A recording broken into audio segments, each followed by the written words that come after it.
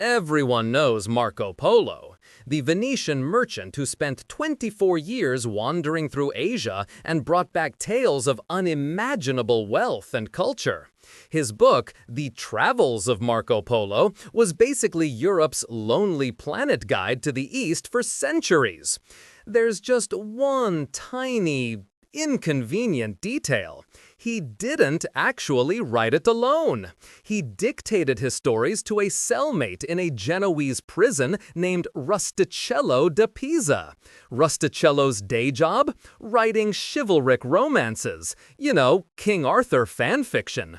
So you have a salesman with an epic story and a fantasy author. This is a rock-solid foundation for historical accuracy. Obviously.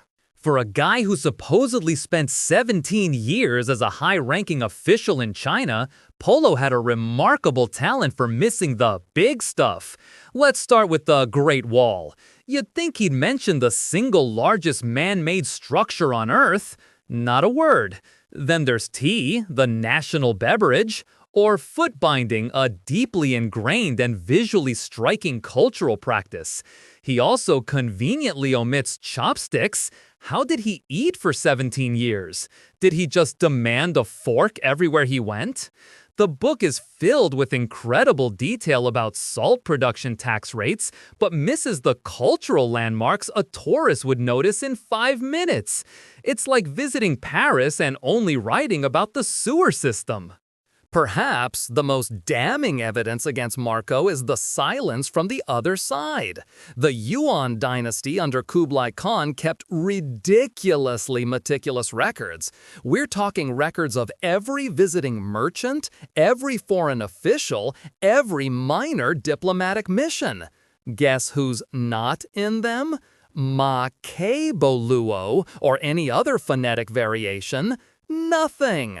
He claims he was the governor of a city for 3 years. You would think the Imperial Gazetteer would mention the strange foreign guy running one of their major cities. Meanwhile, other Italians from the period, like John of Montecorvino, show up in Chinese records just fine.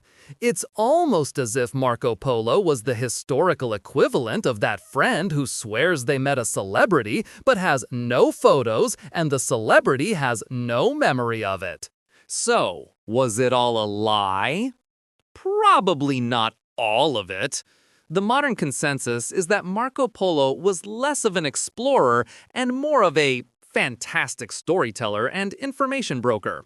He most likely made it to Persia and the fringes of the Mongol Empire, places where he could have met traders coming from farther east. There, he would have heard all the incredible stories about China. He just stitched them together and put himself in the leading role. He never claimed to have written a history book. He wrote a description of the world. In an age without fact-checkers, he created the ultimate travelogue, a brilliant mashup of first-hand experience and second-hand gossip. He was basically the world's first travel influencer, and we all know how strictly they adhere to the truth. If you enjoyed this video, please like, comment, and subscribe to our channel for more historical insights. Thanks for watching, nerds!